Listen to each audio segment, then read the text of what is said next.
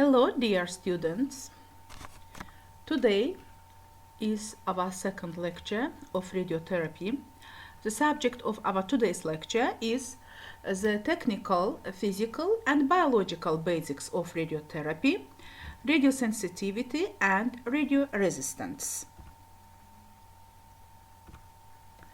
First of all, I would like to introduce you with plan of our lecture. Interaction ionizing rays with matter. In this section, I will explain about chemical, physical, and biological principles of interaction of ionizing rays. After that, I will explain about 4R principles, radiosensitivity and radioresistance, and finally, the principles of managing of radiosensitivity. Okay. As you know, all rays which are used in medical radiology, we divide in two main parts, ionizing rays and non-ionizing rays. And you know that in radiotherapy, that's for treatment of malignant tumors and sometimes for treatment of non-malignant conditions, we use just from ionizing types of rays because during interactions them with living body tissue, they can make biological changes. Okay, but what is ionization? Ionization is a process by which a neutral atom acquires a positive or a negative charge. Ionizing radiation can strip electrons from atoms as they travel through media. An atom from which an electron has been removed is a positive ion. In some cases, a stripped electron may subsequently combine with a neutral atom to form a negative ion. Usually free electron is called a negative ion. In directly ionizing radiation, charged particles produce large amount of ionization in its energy lost to the medium. For example, electrons, protons, and alpha particles can show this type of ionization. But in indirectly ionizing radiation, neutral particles themselves produce very little ion pairs.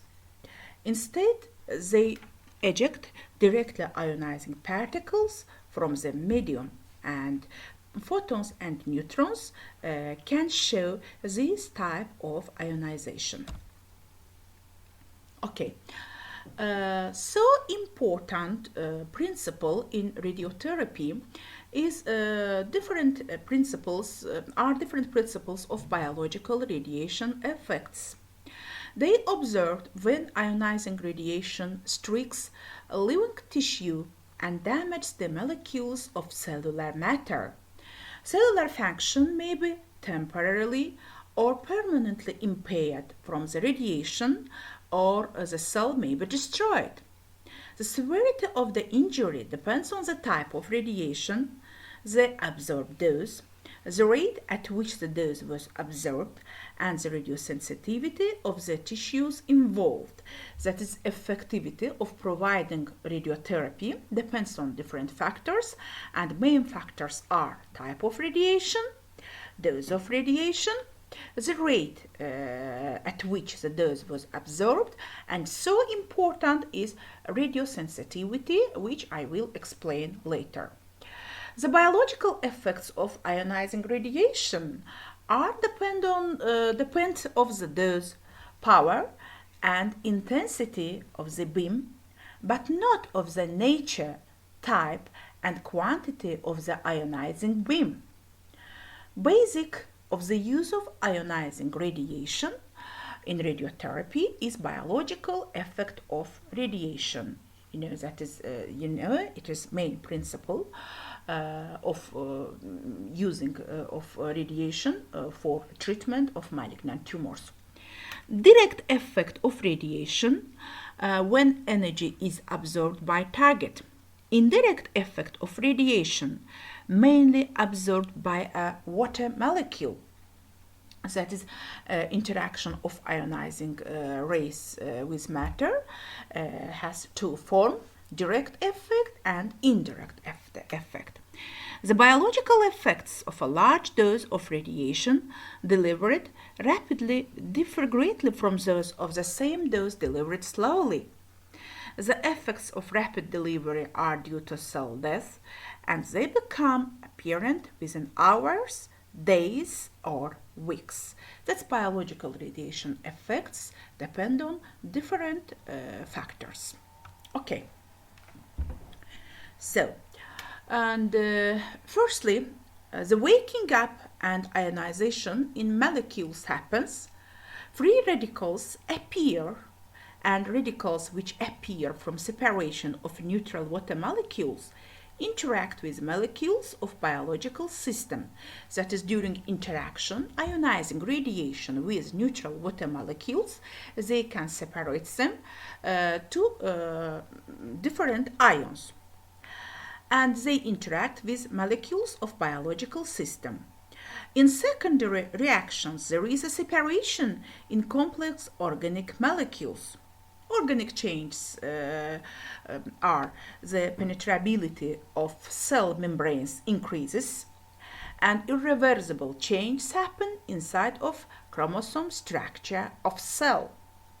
But functional changes also maybe appear because of weakening of mitotic activity. The cell dies. Okay. Immediately after the discovery of ionizing radiation, their ability to make changes in living tissue was revealed. Changes in the biological environment occur from the moment of contrast of living tissue and ionizing energy from 10 to 6 seconds per second. The physical process occurs when energy is absorbed by a biological object, such as macromolecules, flag cells, multicellular plants and animals. The charged particles stimulate the chemical reaction. Biophysical processes lead to morphological and functional change.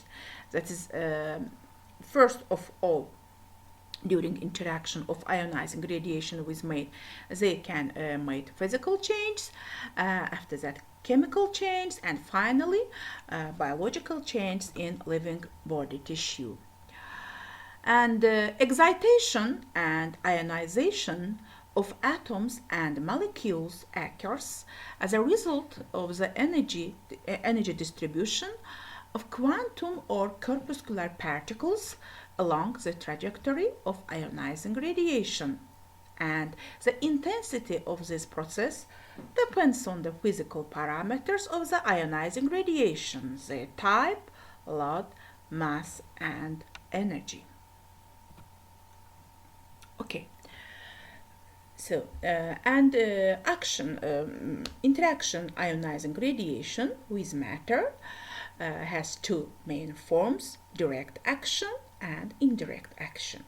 As you can see here, in direct action, ionizing radiation can damage cellular tissue, living body tissue, but in indirect action, they can separate neutral water molecules, and during interaction, these free radicals with different systems, they can make biological change. As you can see here, direct action of ionizing radiation and indirect action of ionizing radiation. Now I will explain physical principles of interaction ionizing radiation with matter. The mechanism of action of electromagnetic ionizing radiation on the mass depends on the amount of photon energy. This form of influence differs in three main ways: photo effect, Compton effect, and pair production. Okay, photo effect. The photoelectric effect or photo effect in these cases allow energy beam that transfers all of its energy to the target atom's electron and eliminates itself from its orbit and the composition of the atom. That's in photoelectric effect. Energy of radiation is low, less than 15 kiloelectron volt. Okay, this process in which a photon is absorbed by an atom and as a result one of its orbital electrons is ejected, and this electron is called photoelectric effect. In this process, the entire energy of the photon is first absorbed by the atom, and then essentially all of it is transferred to the atomic electron. Okay, the photoelectric effect has several important implications in effect in radiology. In diagnostic radiology, photoelectric interaction of low energy is almost 4 times greater in bones than in an equal mass of soft tissue. In soft tissue, binding energy of key shell is too low. Elements like iodine, barium are ideal absorbers of X-ray in diagnostic energy range. For this reason, they are widely used as a contrast agent in diagnostic radiology. But in radiotherapy, implications of photoelectric effect is low energy beams in orthovoltage irradiation causes excessive absorption of energy in bone. Second way of interaction of ionizing radiation with matter is Compton effect. When the energy of waves affecting the mass is 200 kiloelectron volt and above, 9-10%, the quantum energy causes the formation of a process called Compton scattering or Compton effect. At this point, a certain portion of the photon kinetic energy is spent on an electron extraction from the target atom, resulting in the first trajectory of the phone moving through the mass. That is, in Compton effect, energy of radiation is equal approximately 200 kiloelectron volt. The process in which the photon interacts with an free atomic electron, that is the binding energy of the electron, is much less than the energy of the bombarding photon. The analysis of Compton process can be performed in terms of a collision between two particles, a photon and an electron, by applying the laws of conservation of energy and momentum. In this picture you can see illustration of principle of Compton effect. Implications of Compton scattering are: photons interact by Compton interaction more readily in materials with high concentration of hydrogen. Fat has greater concentration of hydrogen and absorbs more energy by Compton interaction. A volume of bone attenuates more photons by Compton interaction, since the number of electrons present in a volume of bone is greater than same volume of fat. In soft tissue, Compton effect is most important interaction of X-rays and gamma photons. And finally, hence Compton scattering is more predominant in radiotherapy. In this picture, you can see principle of Compton effect, as you can see here. During interaction, high energy photons with matter, they can make Compton scattering. Okay, and finally, pair production. Pair production, when the electromagnetic radiation energy is 1 mega electron volt high, the quantum interacts with the magnetic field around the nucleus, resulting in the formation of two reverse particles, electron and positron. That's if energy of electromagnetic radiation is more than 1 mega electron volt. In these cases may appear pair production. In pair production, the photon may interact with matter through the mechanism of pair production if the energy of the photon is greater than 1 mega electron volt. In this process, the photon interacts strongly with the electromagnetic field of an atomic nucleus and gives up all its energy in the process of creating a pair consisting of a negative electron and positive electron. As the rest mass energy of the electron is equivalent to 0.5 mega electron volt, a minimum energy of 1.02 mega electron volt is required to create the pair of electrons. In this picture you can see principle of pair production. Okay, so conclusions of physical basis of interaction of ionizing radiation with matter are the three major forms of interaction of radiation with matter, which are of clinical importance in radiotherapy: photoelectric effect, Compton effect, and pair production. Depending on energy of electromagnetic radiation, they can made one of this way. Out of this, the Compton effect is the most important in modern day megavoltage radiotherapy. The reduced scattering suffered by high energy radiation, as well as the almost homogeneous tissue dosage, is primarily due to the Compton effect. The photoelectric effect is of primary importance in diagnostic radiology and has only historical importance in present-day radiotherapy.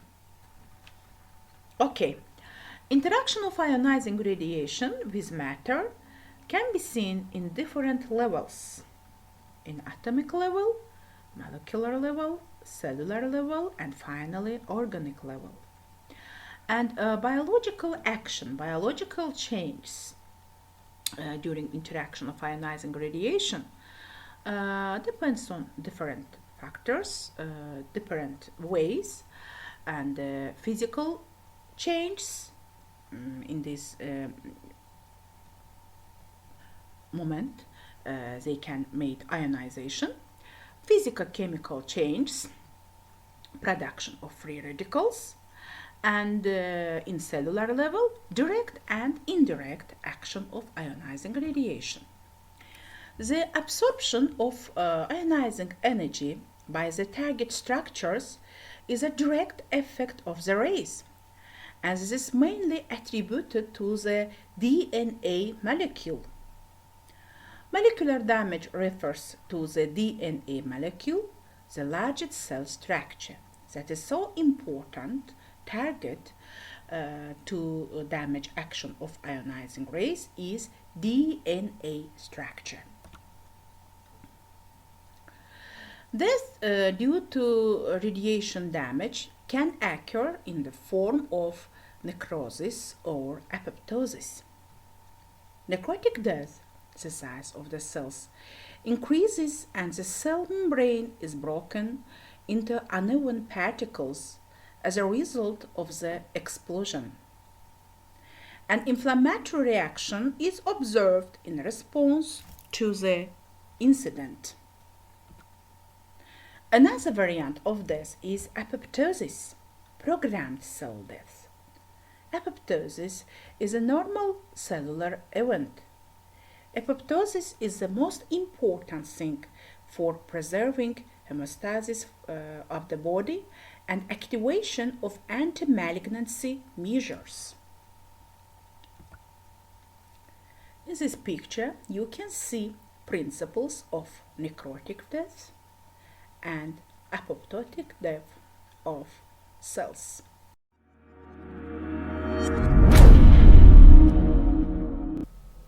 Radiation dosimetry.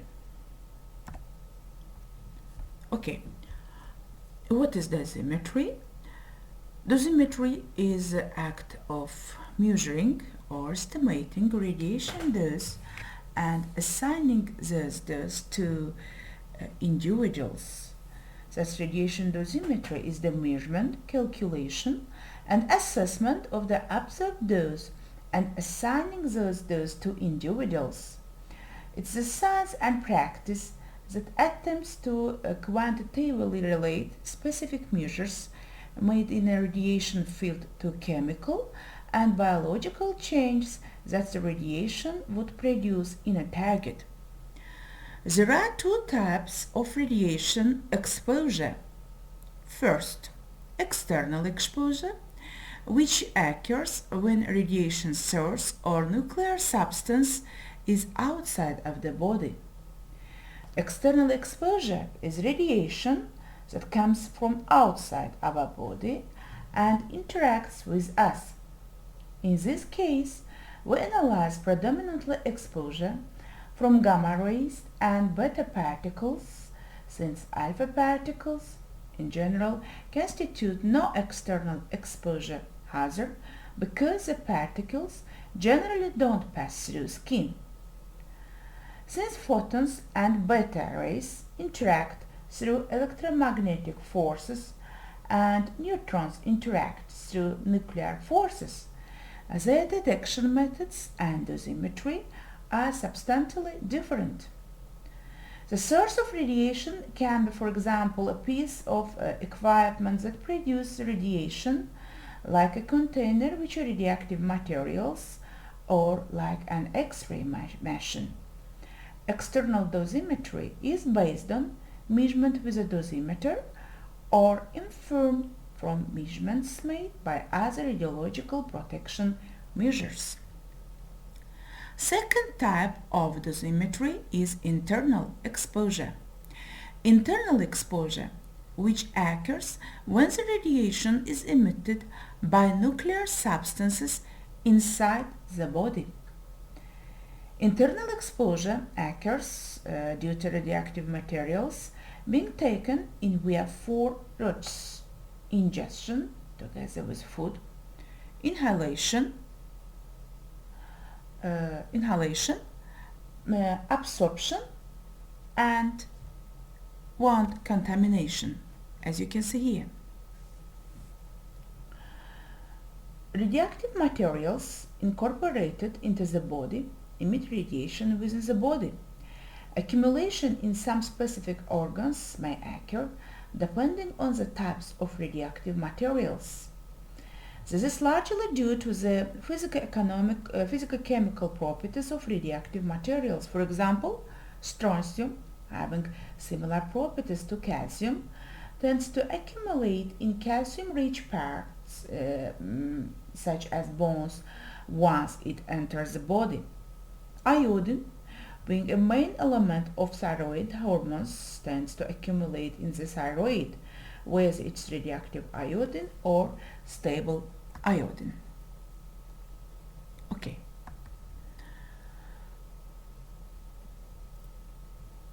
Three methods are commonly used to determine radiation dose to humans.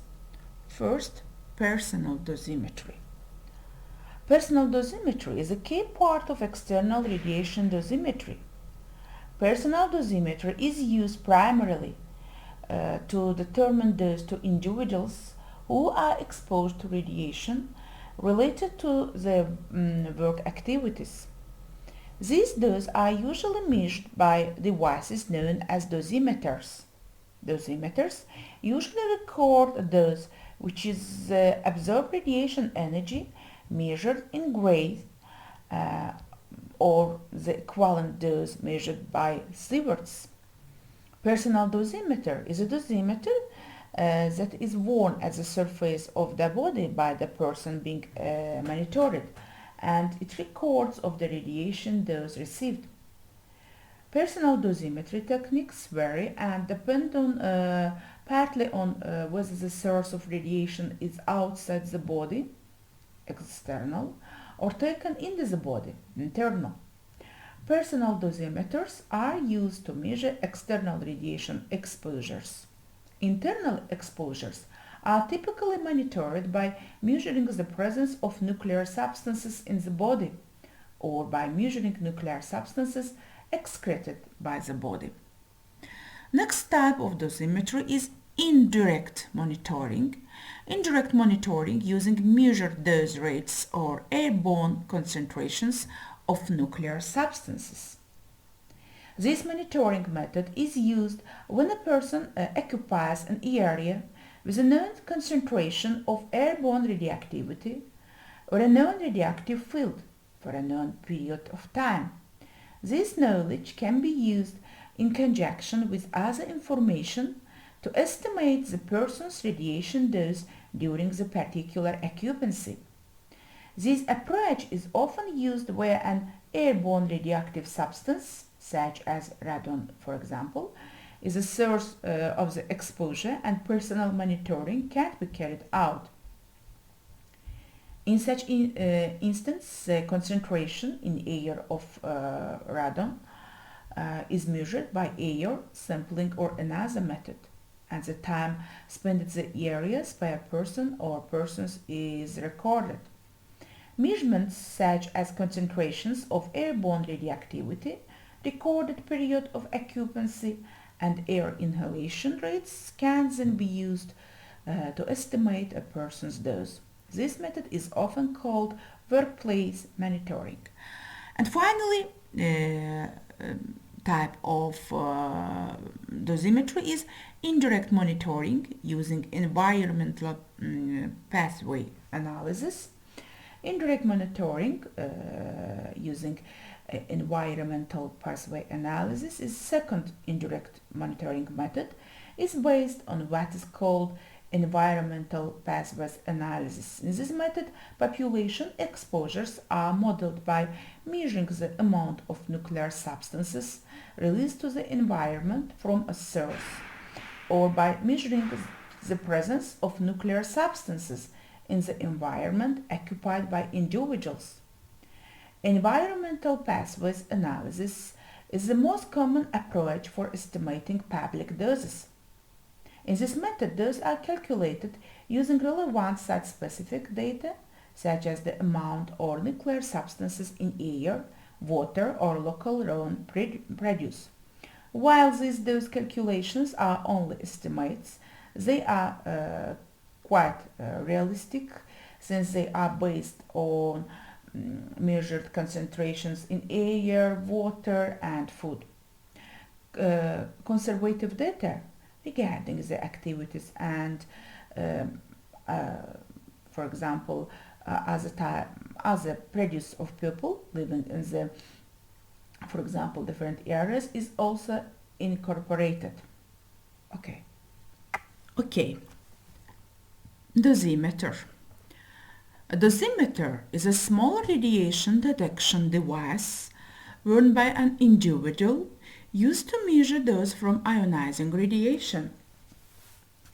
Dosimeters are classified into two general categories, passive and active.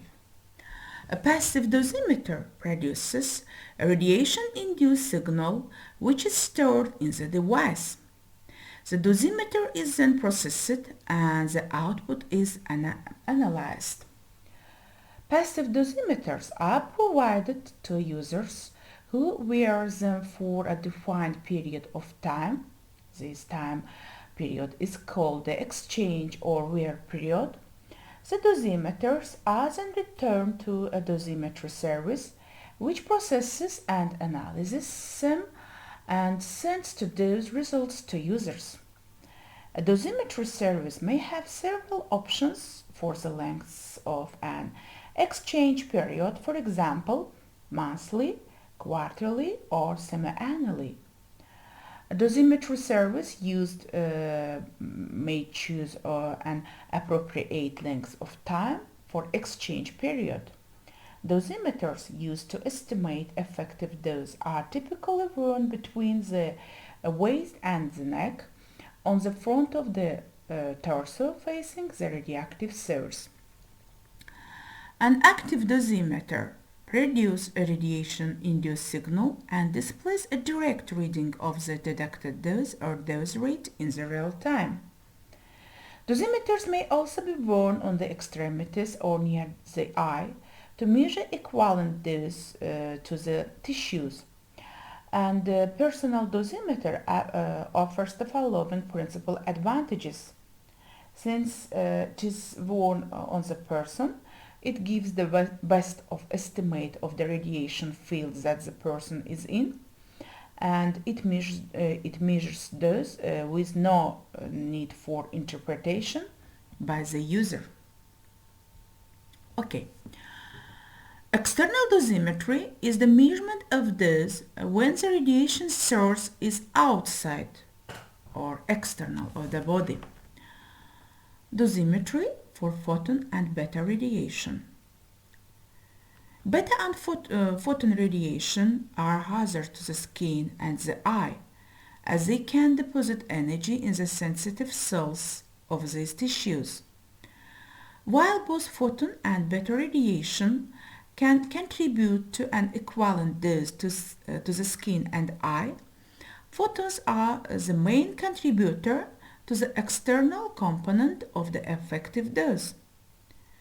The penetrating ability or probability of interaction of radiation is related to the radiation's energy.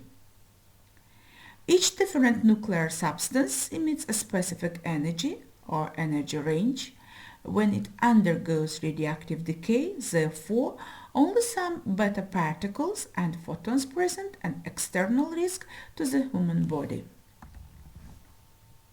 Okay. Thermolucent dosimeters. When ionizing radiation passes through the detector or chip, its atoms release some of their electrons.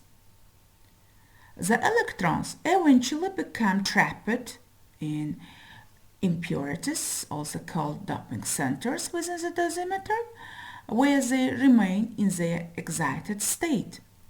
It is a state in which their energy is elevated relative to the ground state.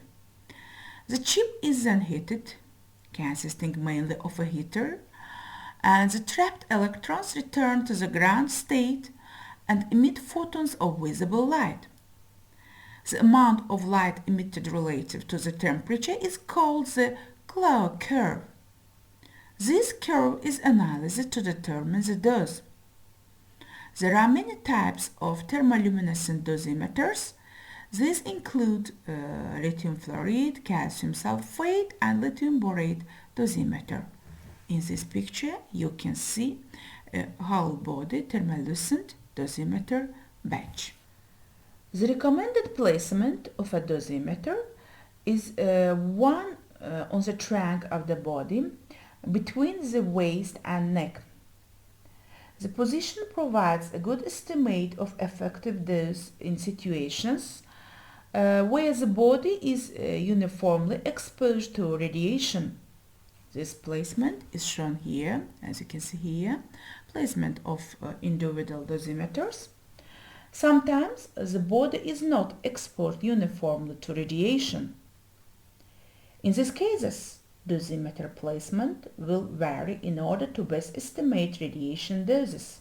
For example, in certain medical procedures that use radiation, a worker may wear a lead apron some of the time in order to reduce radiation exposure to part of the body.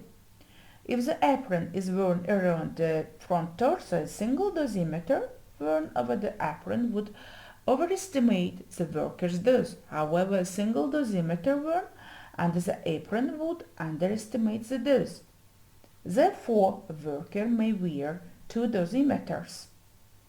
A formula would then be applied to estimate the dose using the data from both dosimeters. Okay, internal dosimetry. Internal dosimetry is the measurement of doses due to nuclear substances that have entered the body by way of ingestion, inhalation, or as a means. Internal dosimetry involves two steps. First, the level of radiation inside a person's body is estimated using one of three methods. In vivo bioassay, this direct measurement of radioactivity in the body. In vitro bioassay, measurement of radioactivity in a person's urine or feces. And measurement of radioactivity in workplace air. And second, the resulting internal radiation dose is calculated. Okay, but how internal radiation dose are calculated? The dose to a worker caused by internal radiation exposure is calculated using the following two steps. First, determine which organs and tissues nuclear substances are deposited into, and estimate how much radiation energy is absorbed by the organs and tissues. A biokinetic model, it relates the quantity of nuclear substances taken into the body to the quantity retained in organs and tissues, and to the rate at which the substances are excreted from the body. And dosimetric model calculates how much radiation energy is absorbed by the organs and tissues as a result of the nuclear substances that are in the body. Okay. Measurement uncertainty in external dosimetry, primarily caused by a lack of knowledge about the environment in which a dosimeter will be used. The response of a dosimeter can vary based on the instrument's calibration relative to the field it's measuring. Lack of precision in a dosimeter response due partially to differences in material composition of the detector. Inexact dosimeter calibration standards. Bias in the interpretation of output of the processing device and the orientation of the dosimeter's user relative to the radiation field being measured. And measurement uncertainty in internal dosimetry, lack of knowledge of the exact time of an intake, variation among individuals' metabolisms, uncertainty or variability in the characteristic of the material to which a worker may have been exposed, and absorption characteristic of the material in the respiratory tract and in the gut, and the composition of the mixture of nuclear substances to which a worker may have been exposed. Okay, so dosimetry is so important in diagnostic radiology and radiotherapy for estimation received dose by person and by patient. The radiation therapy has been getting progressively more complex for the past 20 years. Early radiation therapy techniques need for only basic dosimetry equipment, motorized water phantoms, ionization chambers, and basic radiographic film techniques. And the radiotherapy is a local-regional cancer treatment modality that relies on accurate delivery of very high dose of radiation to a target whilst minimizing those to surrounding healthy structures. And dosimetry audit is a key component in quality management programs in radiotherapy, playing an important role in the safe implementation of new treatment modalities and techniques. Dosimetry is a term used to describe the study measurement method of measurement or instrument of radiation dose, and radiation exerts harmful of therapeutic biological effects, as you know, depending on the dose. Therefore, different radiation dose measurements are necessary to ensure that the intended outcome is achieved. National and large-scale audits provide data which can help to create, sustain and increase standards, as well as have the potential to identify issues which may cause harm to patients, thus improving both quality and safety. Many important dosimetry audit networks for radiotherapy have their roots in clinical trial quality assurance. There is a great diversity in the dosimetry methods and image processing algorithms available. However, numerous guidelines are available to help promote standardization and accuracy. The International Atomic Energy Agency and the European Association of Nuclear Medicine are also some of the agencies involved in developing guidelines, such as the good practice of clinical dosimetry reporting. One of so important factors in radiotherapy is radiosensitivity of tumor cells. But what is it? Radiosensitivity is the relative susceptibility of cells, tissues, organs or organisms to the harmful effect of ionizing radiation.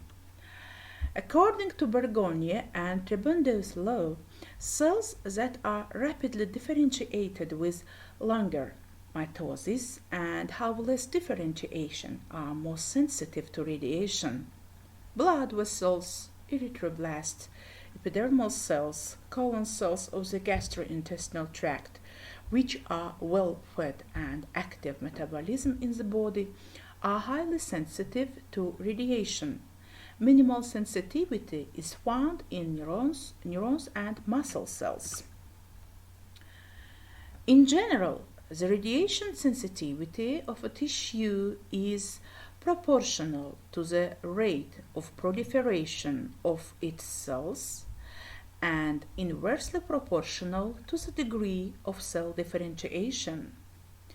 This also means that a developing embryo is more sensitive to radiation during the early stage of differentiation, and an embryo or fetus is more sensitive to radiation exposure in the first trimester than in later trimesters. Radiosensitivity varies in different types of tissue. While all cells can be destroyed by a high radiation dose, highly radiosensitive cells or tissue exhibit deleterious effects at much lower dose than others, rapidly dividing and differentiated cells in tissue are the most sensitive to radiation effects. Among different types of tissue, highly radiosensitive tissue are lymphoid, bone marrow elements, gastrointestinal epithelium, gonads, and fetal tissue.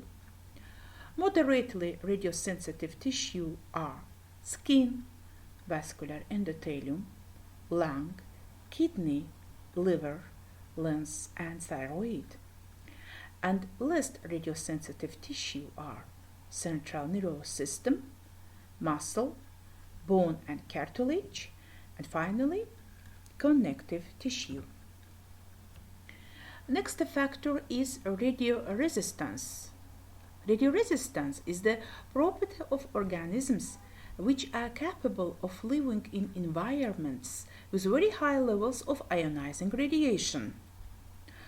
Amongst the body cells, radioresistance are bone cells, liver cells, cells of kidneys, cartilage cells, muscle cells, and nervous cells.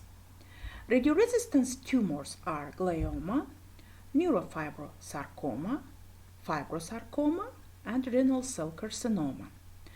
That's for treatment of radiosensitive cells, radiosensitive tumors, we need less dose of radiation, but for treatment of radioresistance tumors is used from high dose of ionizing radiation. In radiotherapy, so important factor is in radiotherapy, one of important factors is radiotherapeutic interval. What is it? Radiotherapeutic interval is the difference between the degree of damage and the degree of recovery of tumor and healthy tissues and the equal dose absorbed by them. To increase the effectiveness of radiotherapy and decrease of the negative impact of ionizing radiation on surrounding healthy tissues, they apply radiomodifiers.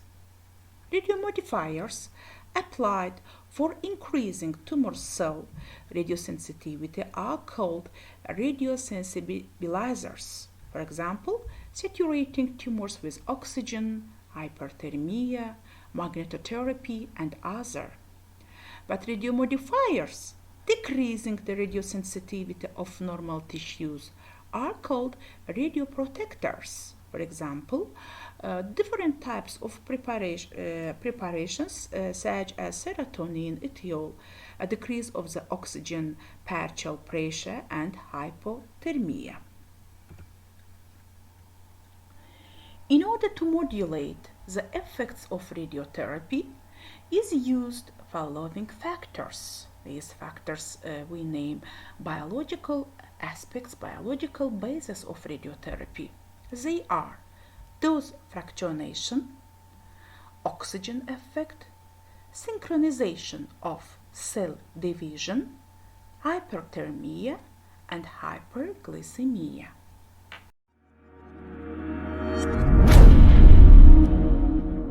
Okay, one of important basis of radiotherapy is dose fractionation. Dose fractionation is administration of total dose of radiation in parts at timed intervals. In radiotherapy is used following fractionated dose schedules. Standard or small fractionation. In this schedule, amount of daily or single dose of radiation is from 1.8 to 2.5 gray. Amount of total dose of radiation is from 14 to 110 gray. Rhythm of radiation is 5 times per week. In middle fractionation, amount of daily dose of radiation is approximately from 4 to 5 gray. Amount of total dose of radiation is from 14 to 16 gray. Rhythm of radiation is 3 times a week. In large fractionation, amount of daily dose of radiation is from 8 to 12 gray. Amount of total dose of radiation is from 20 to 25 gray. Rhythm of radiation is 1-2 times a week. And one type of fractionation is hyperfractionation. In some cases, 2 fractionations per day are used, and we name this type of fractionation hyperfractionation. In this schedule, daily dose is divided into 2 parts, and radiotherapy is used with from 4 to 6 hours intervals. Thus, depending on tumor size, depending on tumor sensitivity and stage during radiotherapy, we can select from different type of fractionation. Next basis of biological basis of radiotherapy is oxygen effect. It means that the amount of oxygen has a strong effect on the biological effect. Oxygen is called a universal modifier because by controlling the amount of oxygen, we can increase and decrease the sensitivity to radiation. As the amount of oxygen increases, the sensitivity to radiation increases also. That's before of radiotherapy. We can artificially increase concentration of oxygen inside of tumor tissue, and after that provide radiotherapy. The presence of an oxygen molecule that breaks down into ions under the influence of ionizing energy, the formation of chemically active radicals, peroxides, enhance the oxidation process in irradiated tissues. The greatest damage occurs to the DNA molecule. An oxygen ion binds to the place where the bonds between the atoms formed by the DNA molecule are broken. This makes it impossible to repair the normal state of DNA. Therefore, as the amount of oxygen increases, so does the sensitivity to radiation. In solid tumors, in hard tumors, the inner parts of the tumor become less oxygenated than normal tissue and requires triple dose of radiation. Many tumors are hypoxic due to chronic hypoxia from poor vascular supply, acute hypoxia due to temporary occlusion of tumor vessels. Hypoxic tumor cells are significantly more resistant to the effect of radiation. For this, before of the radiotherapy, increasing of saturation of oxygen in the tumor cells improves effectiveness of radiotherapy, and this procedure is called oxyradiotherapy. I repeat again, that is before of radiotherapy. We can artificially increase concentration of oxygen inside of tumor tissue, thus we can increase sensitivity of tumor cells. After that, we can provide radiotherapy with less dose of radiation, and this procedure we called oxyradiotherapy. Oxyradiotherapy is realized in the hyperbaric chambers, as you can see here. With help hyperbaric oxygen chamber, we can artificially increase concentration of oxygen of tumor tissue. Okay, but why tumor cells absorb more oxygen than normal cells? Due to the rapid division of the tumor cell, its greater need for oxygen and its entry into the body, its sensitivity to radiation is higher than that of normal cells of the same structure. Okay. Next, the basis of biological aspect of radiotherapy is synchronization of cell division. The radiosensitivity of the cells is changed in different cell cycle. Cells are less sensitive when in the synthetic phase, then the G1 or pre-synthetic phase, then the G2 or post-synthetic phase, and most sensitive in the M or mitotic phase of cell cycle. That so sensitive cycles of cell divisions are M mitotic and G2 post-synthetic phase of cell division. For synchronization of cell division are used different drugs such as 5-fluorouracil, vincristine, and other. From the action of the drug, cells are slowed down, stopped in the synthesis phase of cell division.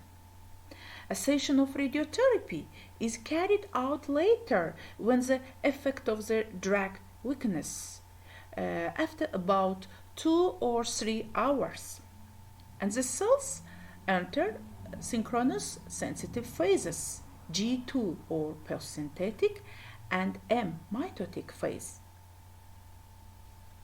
This principle of synchronization of cell division and is one factor. With help, we can increase sensitivity of tumor cells. Hyperthermia is most often used to treat tumors that are close to the surface of the body. A special device called a surface applicator is applied over the region of the tumor. The tumor area is heated to a temperature of 14 to 43 degrees for approximately 1 hour. Hyperthermia treatments are given within 1 hour of radiotherapy or chemotherapy. Hyperthermia increases the effect of radiotherapy by from 1.5 to 2 times. It's so important factor that with help thermoradiotherapy, with help thermal effect of radiation, this factor increases the effect of radiotherapy by from 1.5 to 2 times. It's so important factor in radiotherapy. In this picture, you can see principle of hyperthermia for treatment of breast cancer. A computer simulated experiment where breast tissue is heated to 45 degrees using a dipole antenna working at microwave frequencies and inducing a hyperthermia within the cells through microwaves is a non-invasive approach where the energy is transferred to the tissue using external antennas surrounding the target area. That is, tumor tissue, local temperature of tumor tissue increases, and after that, radiotherapy is used. Okay. Next biological basis of radiotherapy is hyperglycemia. This method is also used to increase the sensitivity of tumor cells, such as oxygen effect, such as thermoradiotherapy, to additional external influences. With the introduction of excess glucose, cancer cells are able to actively oxidize it to lactic acid. In this glucolysis causes the accumulation of lactic acid, acidification of the environment in the tumor itself and in the tissues immediately adjacent to it, which leads to an increase in the sensitivity of the tumor to therapy. Hyperglycemia is performed in an intensive care unit by administering intravenous glucose to the patient. The blood sugar levels rises sharply and reaches to 25 to 30 millimole liter. Normally, amount of this factor, amount of sugar is equal to 6.5 millimole liter. That's in hyperglycemia. Before of radiotherapy, we can artificially increase the concentration of glucose inside of tumor tissue. After that, provide radiotherapy with less dose of radiation. This method we name hyperglycemia or glyceradiotherapy. Okay. In radiotherapy, so important factors in radiobiology is the 4R principles. 4 major factors are believed to affect tissue response to fractionated radiation. They are repair is repair of sublateral damage to cells between fractions caused by radiation, repopulation of cells between fractions, redistribution of cells into radiosensitive phases of cell cycle, and finally, reoxygenation of hypoxic cell to make them more sensitive to radiation. That's four important R of radiobiology: R, repair, repopulation, redistribution, and reoxygenation. Okay. To conclude, we are in the end of our today's lecture. We have explored the answers and key points of these questions. In which ways can ionizing rays affect a living tissue? Depending on dose of radiation, which three main types of changes may occur? What kind of cells does exist? According to Bergogne and Tribundes-Laud, what does radiosensitivity depend on? And which fractionation schedule do you know? All these answers you can find in materials of our today's lecture. Thank you for your attention.